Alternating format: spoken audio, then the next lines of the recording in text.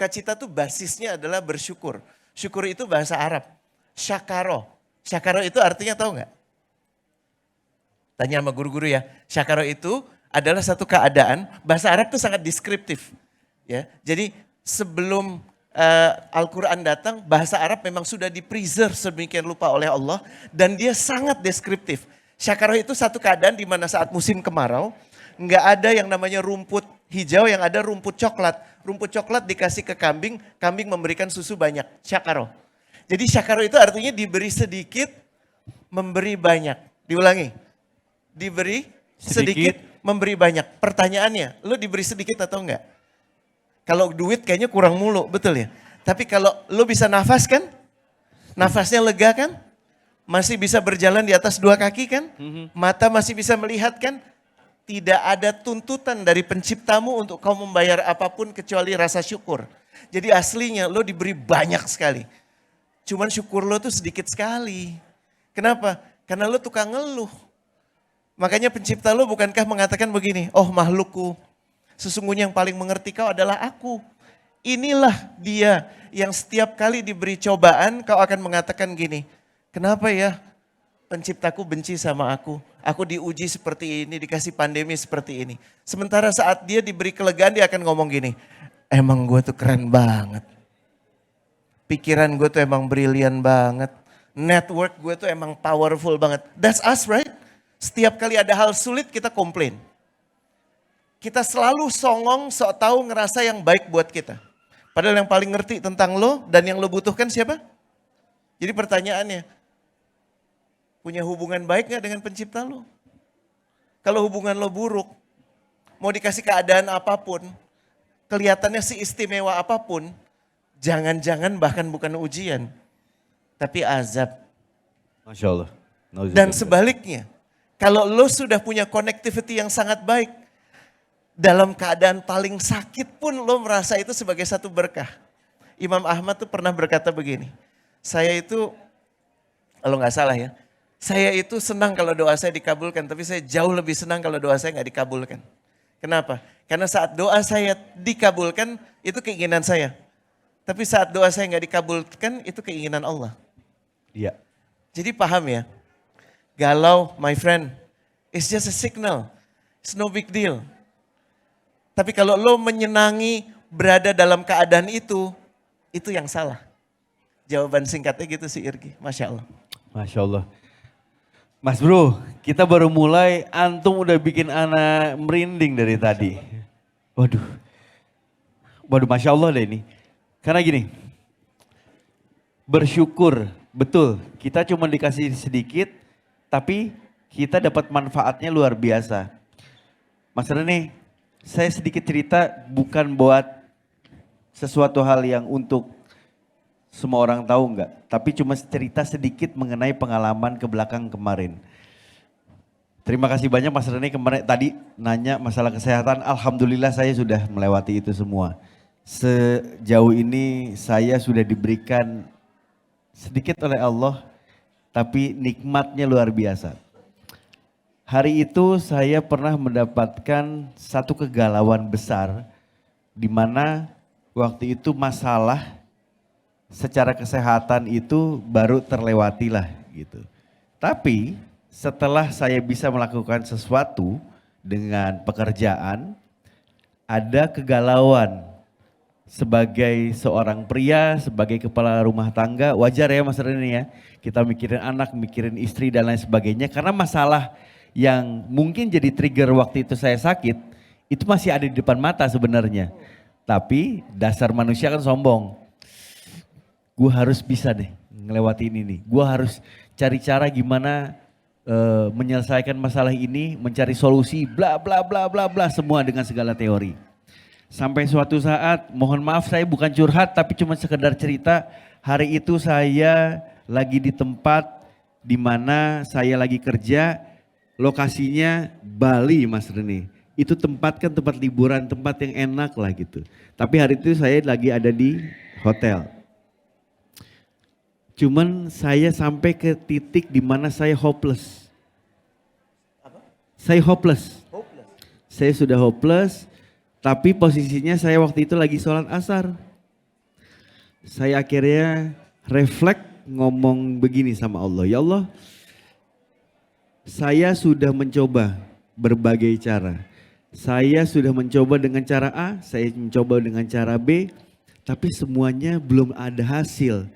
Dan sampai saat ini, hanya ini yang bisa saya lakukan. Akhirnya terucaplah dari mulut saya bahwa, ya Allah, saya sudah tidak bisa melakukan apa-apa lagi. Disitulah saya berserah diri.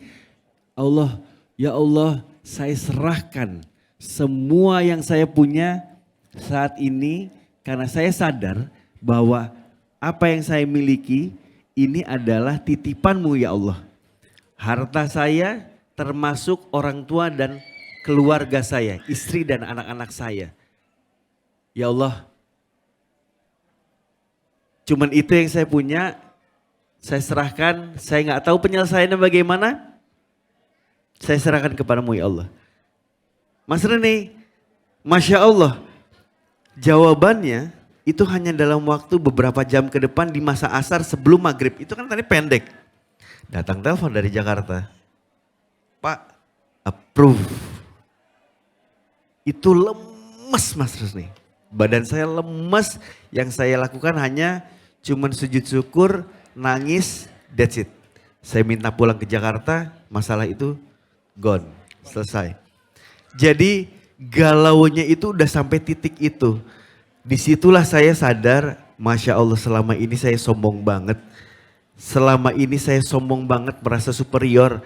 Walaupun hal kecil, saya merasa saya bisa mencari solusinya sendiri.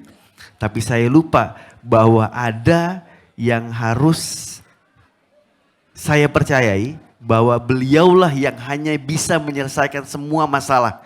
Bukan hanya saya, tapi semua masalah di dunia ini. Allah Subhanahu wa Ta'ala. Itu yang saya alami. Apakah kita memang harus mengalami hal seperti itu? Dalam arti gini Mas Rani. Bicara lagi ke tema yang kita sedang bicarakan. Galau itu kan memang Mas Rani bilang adalah perasaan yang memang timbul dari kita. Kalau saya ngomong, kalau saya bicara sama teman-teman bahwa memang kalau public speaking itu banyak-banyak teman-teman yang gini. Mas gimana sih caranya supaya nggak nervous? Sebenarnya nervous itu perlu. Saya sampai detik ini masih nervous kok. Tapi how to manage nervous. Sebenarnya gitu. Kalau saya nggak nervous, tandanya saya nggak peduli sama acaranya. Hari ini saya pun nervous. Karena banyak, alhamdulillah saya bicara di depan. Saya bicara sama orang-orang hebat di depan saya. Saya nervous. Tapi karena saya mungkin sudah punya jam terbang, akhirnya saya bisa memanage itu. Tapi tandanya saya peduli. Apakah seperti itu Mas Rene? Karena kalau kita bicara di sini nih ada krisis dan lain sebagainya. Krisis, jangan sampai kita masuk ke masa krisis sampai akhirnya kita kritis. Seperti apa Mas Rene? Galau itu gimana cara memanage-nya? Sinyal itu kan kayak kereta mau datang gitu ya, butuh ada sinyal ya. Iya. Ya kan, tapi jangan dinyalain terus. Gitu. Jadi nomor satu tadi sudah disampaikan bahwa kalau merasakan kegalauan secara emosional, penting ya, ini ada tiga hal yang harus dijalani. Nomor satu secara spiritual, nomor dua secara emosional, nomor tiga secara fisikal. Pahami dulu secara emosional dulu ya, karena ini yang paling kita rasakan. Belajar untuk terima kondisi, apa? Coba diulang, terima kondisi. Jadi pasrah tandanya. Bukan, beda lagi. Gini, karena kalau ngomong pasrah, ya. ada pemikiran ya udah terima aja. Oh, bukan itu. Okay. Terima kondisi itu artinya gini, lo kalah. Terima lo kalah. Okay. Jadi jangan respon pertama saat lo kalah, lo ngomong gini, gak gue menang, kata siapa gue kalah. Itu celaka. Ya, pada saat lo gagal, ya, lo terima dulu kondisinya dong, iya gue gagal. Diputusin, masih pacaran, astagfirullah gitu. Terima dulu gue diputusin. Terima kondisi, apa? Terima kondisi. Bisa ya? Jadi ini tantangan pertama. Karena banyak orang di sini udah halu. Enggak, gue bener. Enggak, gue nggak kalah. Siapa yang berani sama gue? Betul ya? Akhirnya keadaannya diubah. Maksudnya dia akan ngubah cara pandangnya sedikit, menggunakan eufemisme. Gue bukannya gagal, gue belum berhasil. Ya, lo ngebegoin diri lo sendiri. Bilang aja lo gagal itu lebih lugas buat diri lo. Iya kan? Lo takut. Ya, ini masuk ke yang kedua. Tadi pertama apa? Gue lupa. Apa? Terima kondisi. Kedua, akui emosi. Apa? Lo marah, akuin. Iya, gue marah. Orang yang mengakui kalau dia marah, dia gak akan marah-marah. Orang yang mengakui kalau dia sedih, dia gak akan depresi. Gue lagi sedih bro, give me time. Kasih gue waktu ya, gue sedih. Orang yang lagi takut, akui gue takut. Ya, kalau masih belum gagal, kalau masih belum berhasil melalui ini, lo akan bundet terus nih. Siapa yang bilang gue takut? Gue gak takut. Hah? Siapa bilang gue marah? Gue gak marah.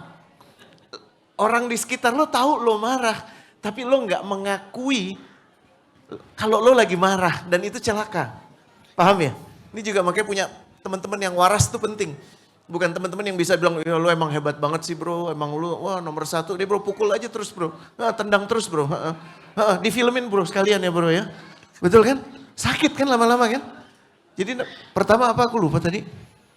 Terima kondisi. Nomor dua apa? Akui emosi. Dan ini yang ketiga. Jalani sepenuh hati dengan sukacita. Apa? Jalani sepenuh hati dengan sukacita. Karena apapun itu cuman tinggal kita lalukan aja kok.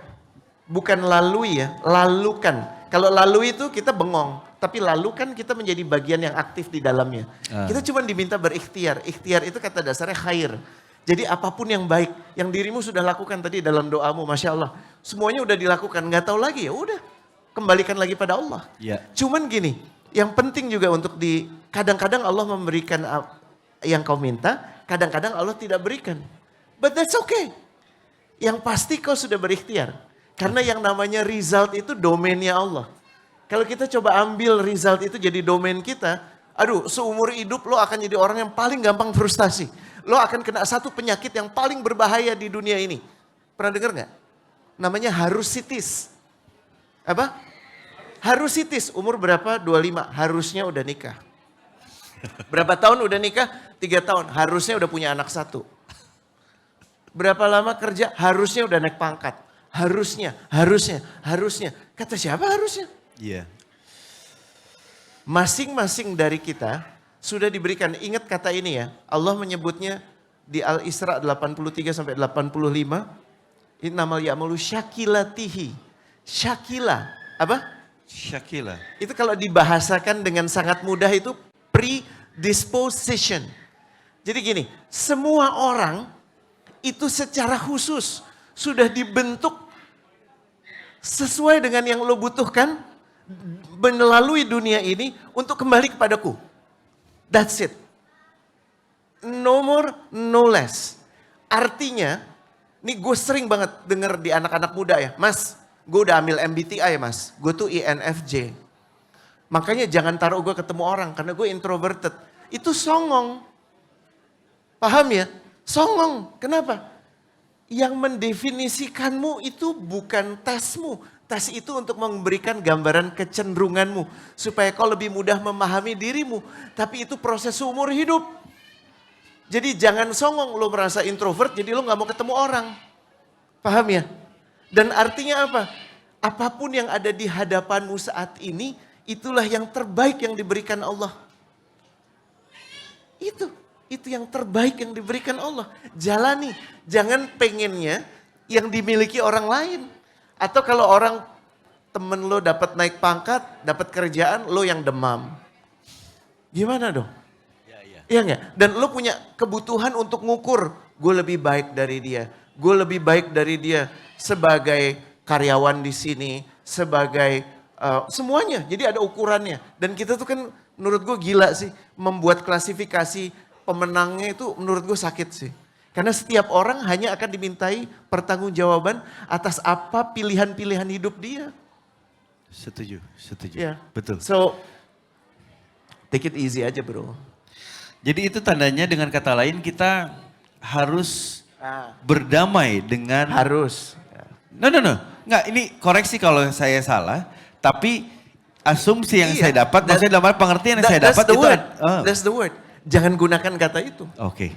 Jangan gunakan kata harus saat mengatakan, jadi saya harus berdamai. Iya, kalau lo belum bisa berdamai, ya jangan damai dulu bro. Ah, Paham ya? Lah badannya belum mau, belum bisa menerima, masih bekutetan di kenapa ini terjadi sama gue. Mestinya gue gak boleh kayak begini. Ya udah, berada di situ aja dulu. Tapi nomor satu, jangan bohongin diri lo sendiri. Orang gak kuat, belaga kuat. Gue kuat. Gak bisa. itu yang kejadian sama saya mas. Iya, Akhirnya jangan. ngejepret. Iya kan? Iya kan? Sama kok, gue juga songongnya sama kok. Jadi jangan khawatir. Terutama nih kaum-kaum yang gak berguna ya, laki-laki kan lebih gak berguna ya. Ya, sok kuat, sok mampu, sok bisa. Padahal cemen dalamnya kan. Butuh juga disayang kan? Butuh juga didengar kan? That's the part bro. Artinya apa? Nikmati proses mengenali dirimu. Karena mengenali diri itu bukan dengan lewat MBTI, maaf ya segala hormat kalau ada praktisionernya di sini. Gue gak mengatakan itu gak penting ya. Bukan dengan menurut lo gue gimana, menurut lo gue gimana. Bukan, mengenal diri itu adalah proses seumur hidup menguliti diri. Diulangi, mengenal diri adalah proses seumur hidup menguliti diri. Gini ya. Di dalam tubuh kita, di dalam diri kita ada satu komponen yang merupakan musuh besar kita sendiri. Namanya ego. Ego itu semua orang bisa lihat di lo. Lo aja nggak bisa lihat. Gue bisa ngelihat ego lo. Tapi gue punya problem ngelihat ego gue sendiri. Ego itu kayak semut hitam berjalan di batu hitam di tengah malam yang gak ada bulan. Itu ego. Paham? Ya. Ego itu kebutuhan untuk I'm better than you. Paham? Paham. Ya, dan kalau dibiarkan, ini lama-lama ini akan bentuk lapisan-lapisan. Dan semakin lo tua, kalau nggak hati-hati, semakin parah, tambah kronis. Kenapa? Tambah tua kan orang gelarnya tambah banyak. Iya. Gue nggak ngebayang tuh jadi Tovan ujiannya berat ya. Ya, udah jadi sarjana, jadi master, jadi doktor. Terus jadi apa lagi? Jadi Senior. direktur. Ya kan? Jadi gue dipanggilnya, makanya gue paling problem tuh kalau ada satu organisasi penyebutan di dalamnya, siap Pak Dirut. Kok jadi Pak Dirut? Pak Komut, itu gak ada gunanya menurut saya. Ya. Itu yang membuat egomu semakin melambung. Kalau Imam Al-Ghazali itu bilang, organ ini rakyat irgi. Mata tuh rakyat, kuping tuh rakyat, tangan tuh rakyat. Tapi yang menjadi penguasa tuh siapa? Nah ini yang menarik. Bagian pertama beliau menyebutnya sawiyah. Apa? Sawiyah tahu. Sawiyah itu adalah diri yang pokoknya butuh memenuhi apapun yang gue mau. Syahwat kata dasarnya. Syahwat.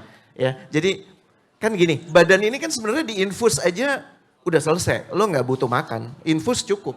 Tapi yang menentukan gue pengen nasi kebuli Jordan, gue pengen gado-gado, gue pengen by the way bubur di sini enak banget loh, enak banget. Itu syahwat. Nafsu, Syahwat itu dibutuhkan nggak? Dibutuhkan. Supaya lo makan, supaya lo bertahan hidup dan supaya lo berkembang biak. Tapi kalau kelewatan, akhirnya ngaco. Iya betul. Ini gue kasih ilustrasinya gini ya, yang namanya nafsu. Irgi lagi ke Bandung, naik mobil kan, terus di tengah jalan bensinnya menunjukkan indikator E, belum sampai E. Belum sampai E. Lo cari, ini goblok banget pertanyaannya, maaf ya. Lo cari pom bensin, atau lo tinggal mobil lo terus lo jalan kaki? Ya cari pom bensin dong. Alhamdulillah. Tapi kan yang butuh minum itu bukan Irgi, tapi mobilnya Irgi. Namun Irgi merasakan itu sebagai kebutuhanmu, betul nggak? Iya. Badan tuh juga gitu, paham ya? Iya. Iya nggak? Ya, jadi nomor satu, yang lo harus kuliti itu syahwiyah lo. Kalau itu nggak dirawat, nggak diakui, nggak coba dibenahi, maka akhirnya keinginan untuk bersetubuh jadinya zina. Keinginan untuk makan dan punya, akhirnya jadi ngerampok.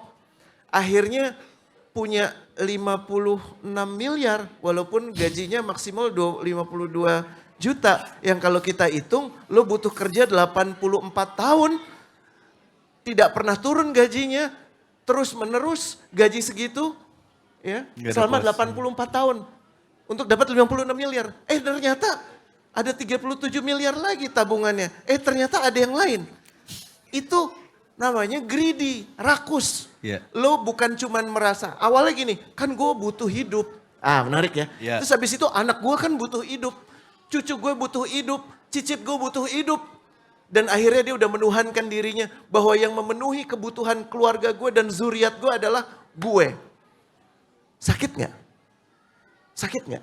Iya. Sakit men. Itu sahwiyah tuh baru satu. Satu aja ya, udah gak mau yang lain. Jangan dong. Sayang dong gimana. Mau lagi? Mau dong. Mau. Yang kedua tuh namanya hodobiyah.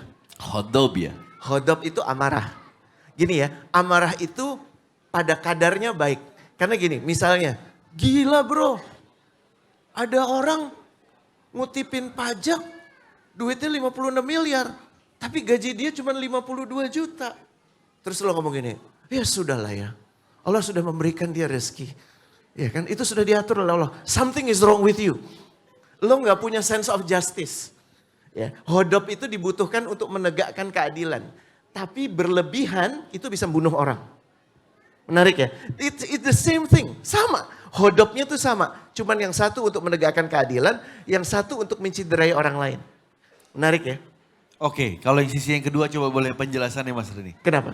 Yang tadi sampai membunuh orang lain saya masih belum jelas. Kan gini, hodop itu kalau amarahnya berliar, Oke. lu jadi gelap mata. Kejadiannya yang dipukulin udah jatuh di film itu kan hodop. Dia marah pasti akan ada satu hal gak baik yang terjadi. Tapi kemudian kemarahan itu menguasai dia. Kemarahan bukan jadi alat dia, tapi dia diperalat oleh kemarahan. Paham ya? Ya. Ingat gak tadi pertama apa namanya? Sawiyah. Terus yang kedua? Hodob Yang ya. ketiga namanya akliyah. Apa? Akli. Dari kata dasar akal. Akal. Tambah pinter kan? Tambah jago kan? Akhirnya dia merasa karena gue part of scientific society, I know best. Kalau di Quran belum ada penjelasan saintifiknya, I cannot believe. Why? Karena gue civitas akademika. Sakit loh jadinya.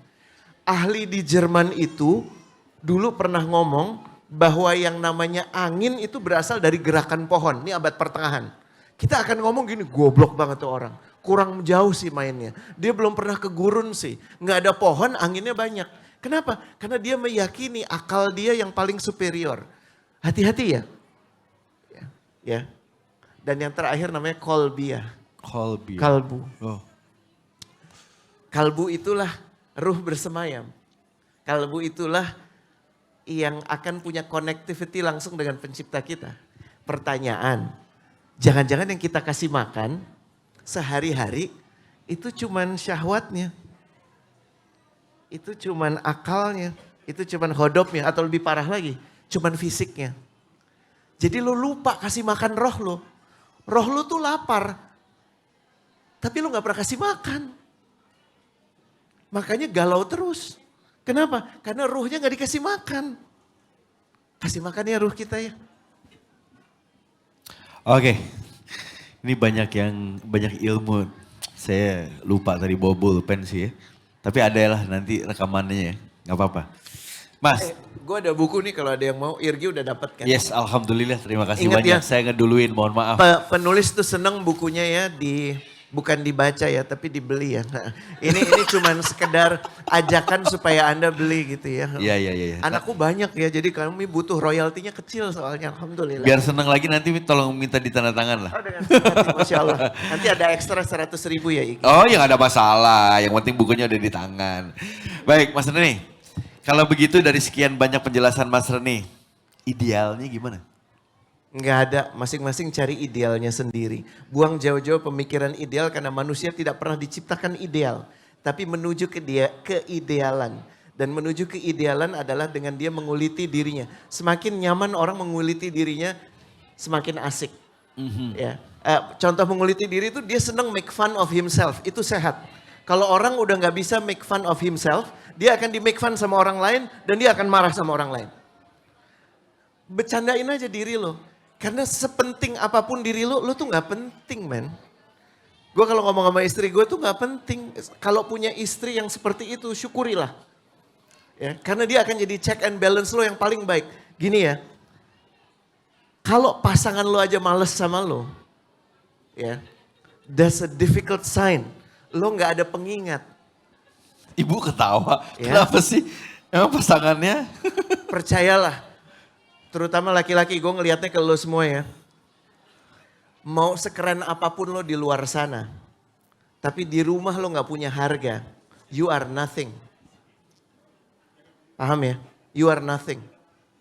Sorry to say, ya, lo mau jadi presiden kayak, lo mau jadi komut kayak, lo mau jadi apa. Nggak ada gunanya kalau istri lo bahkan gak bisa connect sama lo.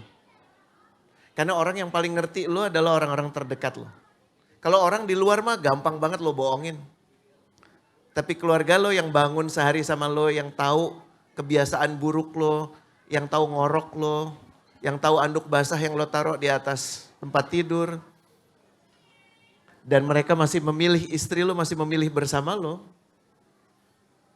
Syukurilah itu. Ya. Oke. Yuk mari sama-sama kita introspeksi diri. Betul ya Bapak ya. Tapi gini Mas Rene, ini bukan hanya fakta ya. Saya suka nge-MC di mana-mana, sampai di institusi TNI, ya dong. Ngobrol, tamu yang terhormat, jenderal. Tapi jenderalnya sebenarnya bukan dia. Jenderalnya itu ada di rumah, gimana tuh? Coba, kan tadinya kan Mas Rene bilang, kalau kita belum bisa dianggap siapa-siapa atau istri tidak bisa menerima kita, ya kan? Percuma kita menjadi jenderal, menjadi komut dan lain sebagainya. Tapi kalau ada istilah atau ada statement bahwa boleh di luar komut, atau di kantor komut, boleh di tempat kerja jenderal. Tapi di jenderal sebenarnya itu, tandanya kan kita memang ada di bawah bayang-bayangnya, jadi itu kita menjalaninya tidak.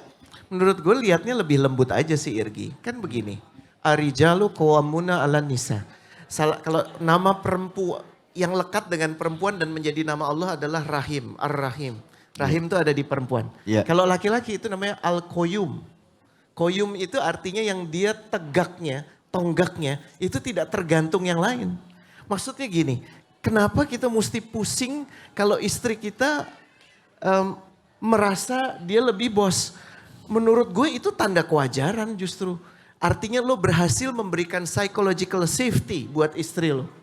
Untuk bisa menjadi dirinya. Dan pada saat itu mungkin artinya lo harus lebih ngalah. Tanpa harus merasa kalah. Iya. Paham ya? Paham. Gue sih merasa itu lebih sehat dibandingkan papa bos. Tahu ya? I do what I like because I'm the breadwinner of this family. Lo semua tunduk sama gue. Itu jauh lebih gak sehat. Ya, menurut gue mama bos tuh lebih waras.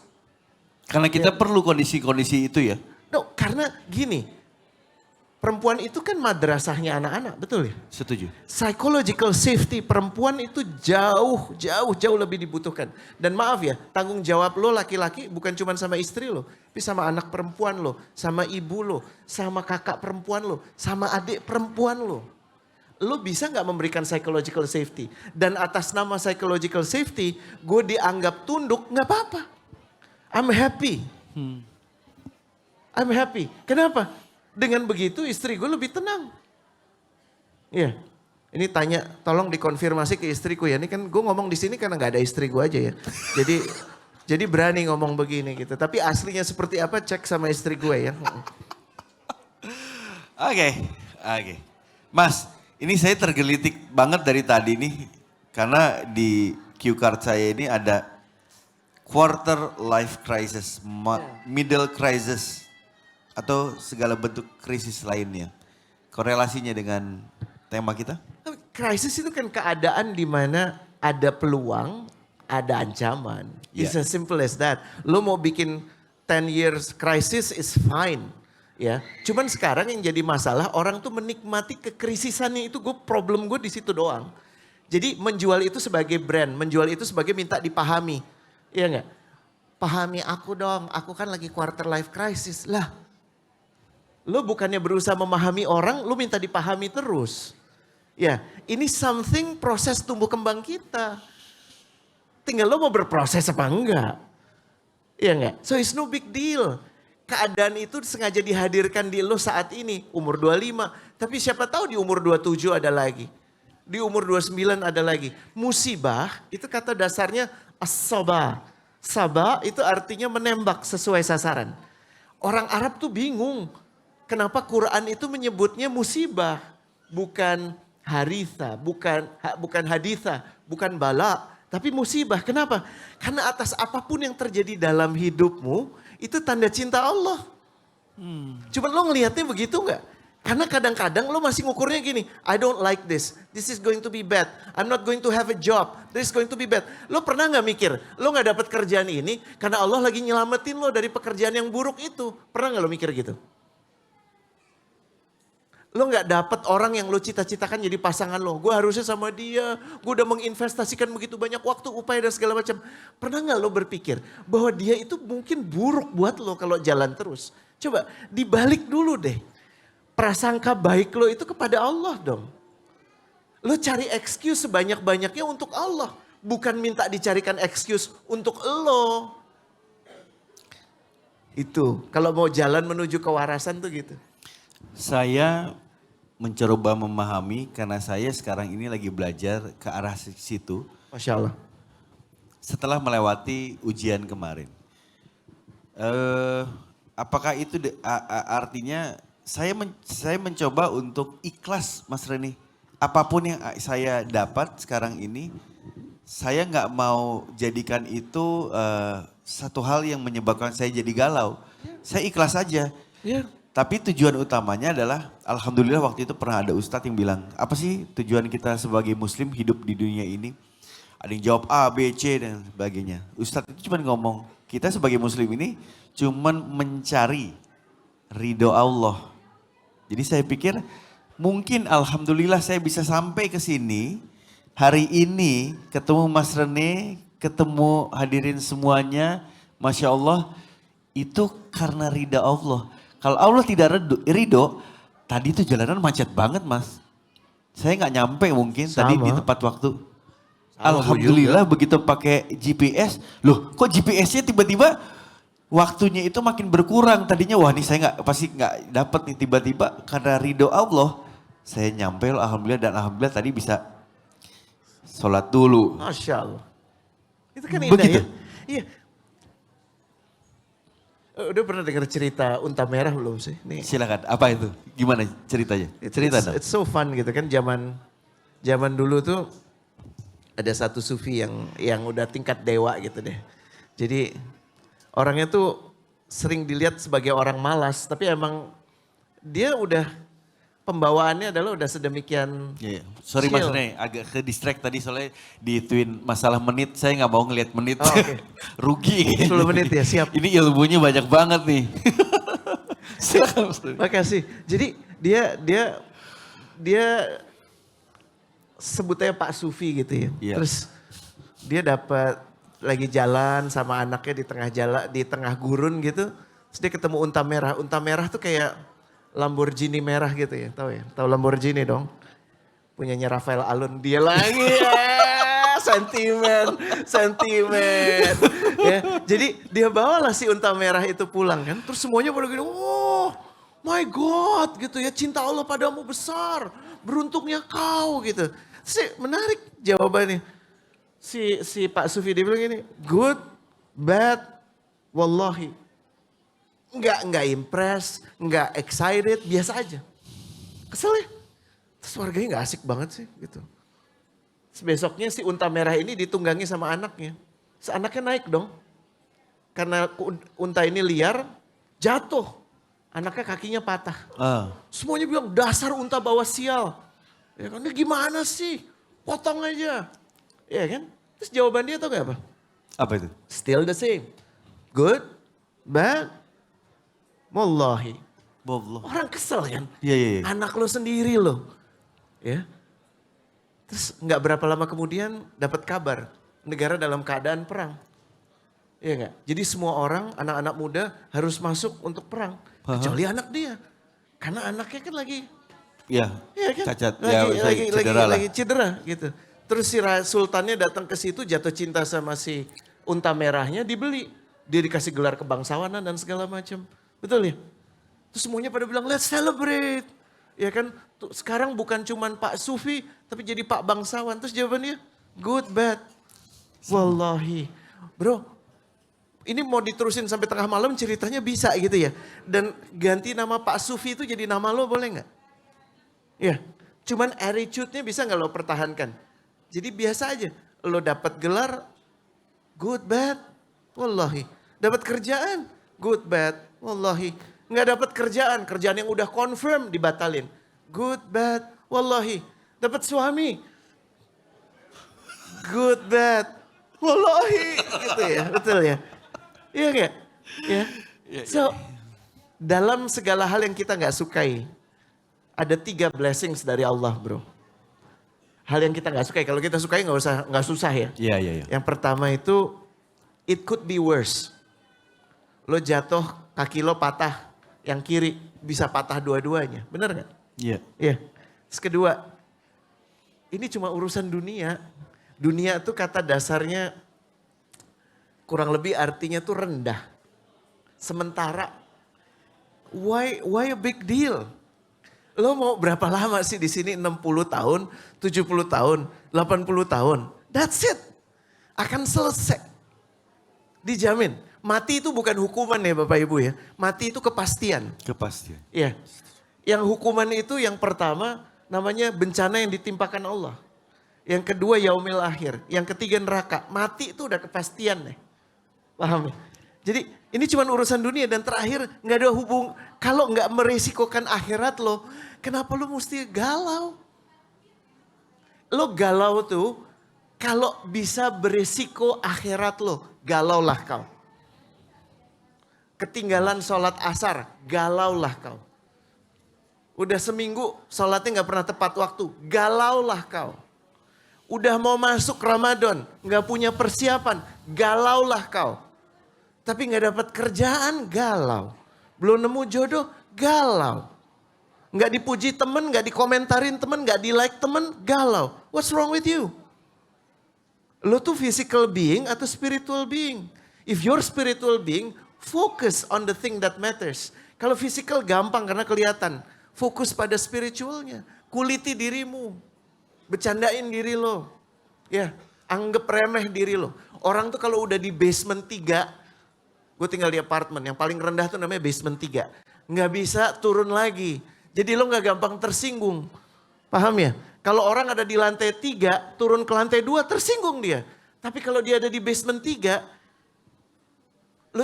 kita tuh semua ada di basement 3, udah. Jadi mau dicemooh orang, alhamdulillah ketawa aja. Iya, emang gue lebih masih untung. Lebih buruk gue sebenarnya. Lebih sehat melihat hidup seperti itu. Jadi nggak merasa konsep diri lo tuh harus digede-gedein. Lupakan konsep personal branding tuh nggak ada gunanya, ilmu yang nggak ada gunanya sama sekali. Ngeselin ya gue ya di sini ya. Lupakan itu. It is no use. Why do you need to have personal branding? Just be you. Ya, you yang berusaha mendekati Allahmu. Ya, dan Allah itu cuma bisa didekati dengan hati-hati yang bersih. Masya Allah. Tapi gimana hati lo bisa bersih kalau pikiran lo kotor, perut lo kotor, tangan lo kotor. Gila gue sok tahu banget ya. Udah terima kasih. Wassalamualaikum warahmatullahi wabarakatuh. Wow. Waalaikumsalam warahmatullahi wabarakatuh. Curang ya, langsung wassalamualaikum. Tapi Mas Rene betul ya? Saya mau nanya lagi Mas Rene, itu kan tadi udah mulai kelihatan banget tuh. Mas Rene ngasih sinyal yang sangat-sangat jelas bahwa antara dunia dan juga akhirat. Jadi buat apa kita galau? Karena yang kita pikiran itu hanyalah duniawi. Dan itu memang benar. Dan itu memang benar, itu yang saya alami kemarin. Bukan so tahu, tapi belajar dari pengalaman. Karena memang setelah saya pikir-pikir, kok saya takut ya anak saya nggak bisa sekolah, kok saya takut ya yang saya punya ini lepas semua hari itu. Tapi begitu saya udah mentok, akhirnya Allah bisa kok dengan Gue jadi begitu teringat aja. sesuatu boleh nggak? Karena lo baru memicu itu. Silakan. Ingat dua angka ini ya. Yang pertama 45. Berapa? Yang kedua 68. 45 dan 68 detik. 45 detik itu durasi gempa di Turki kemarin. Yang satu lagi berapa? Itu gempa yang berujung pada tsunami Aceh. Dalam waktu 45 detik seseorang yang tadinya punya ayah jadi nggak punya ayah. Seseorang yang tadinya punya harta sedemikian banyak, punya gedung-gedung bertingkat, jadi nggak punya rumah. 45 detik aja bro. 45 second. Kita ngomong udah lama banget tadi. 68 detik ya. Hitungan itu yang mengakibatkan 300 ribu lebih orang nyawanya hilang. Dan proses rekonstruksi yang berlangsung belasan tahun. What does that mean? Waras aja ya. Apa sih yang lo banggain? Apa yang gue banggain sih? Jasad ini bakal membusuk. Buku ini bakal busuk juga. Makanan yang lo makan, lo keluarin lagi. You and I have nothing to be proud of. Satu saat nanti lo akan gak ada. Kalau lo jalan lebih dulu dari istri lo mungkin akan ingat lo untuk beberapa waktu. Mungkin dia akan ingat seumur hidup dia. Atau mungkin dia kawin lagi. Anak lo pasti akan ingat lo. Tapi tambah samar. Tambah samar. Tambah samar. Cucu lo mungkin ingat, mungkin enggak. Cicit lo udah gak ingat lo.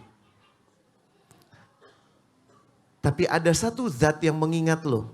Bahkan saat tidak ada satupun manusia mengingat lo. Ada satu zat yang akan mengingat lo sampai kapanpun. Itulah Allah. Kenapa mesti bingung? Satu-satunya yang kita pentingkan ya Allah aja. Kalau cinta kita kepada pasangan kita mendatangkan ridha Allah, cintai semaksimal mungkin. Kalau pekerjaan ini mendatangkan ridha Allah, kerjakan semaksimal mungkin. Udah ditakar semua, don't worry. La tahzan. Tenang.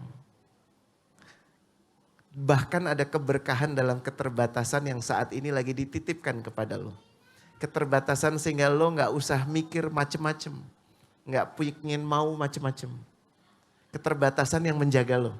Jauh lebih baik daripada punya ketidakterbatasan. Atau yang keterbatasannya tinggi sekali sampai 56 miliar lagi kan. Betul kan? Iya. Jadi rayakan keterbatasan lo. Jadi pengingat satu sama lain. Gue ngomong kayak gini gampang, tapi gue ngejalaninnya susah banget. Tolong ingetin gue ya. Makasih. Terima kasih juga Mas Reni.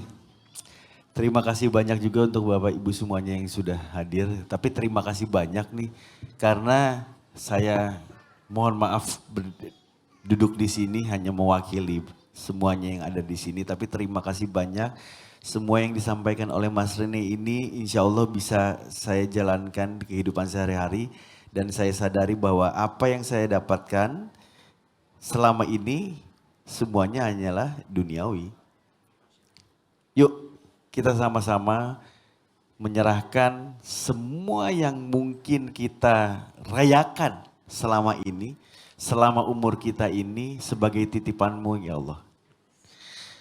Jadi tidak ada rasanya waktu atau mungkin kita tidak perlu untuk galau lagi.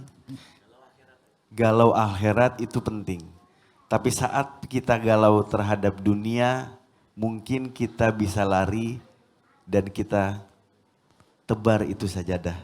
Karena beliaulah yang mungkin akan memberikan jalan keluarnya. Bapak Ibu sekalian, saya bicara ini atas nama diri sendiri karena saya pernah merasakan, saya hanya mungkin bisa sharing, tapi terjadi sama saya pribadi. Sekali lagi terima kasih banyak Mas Rene waktunya. Terima kasih banyak atas ilmunya. Rasanya belum puas saya bicara di depan Mas Rene. Mungkin setelah ini kita mau ngobrol-ngobrol lagi. Wabillahi taufik wal hidayah. Wassalamualaikum warahmatullahi wabarakatuh. Waalaikumsalam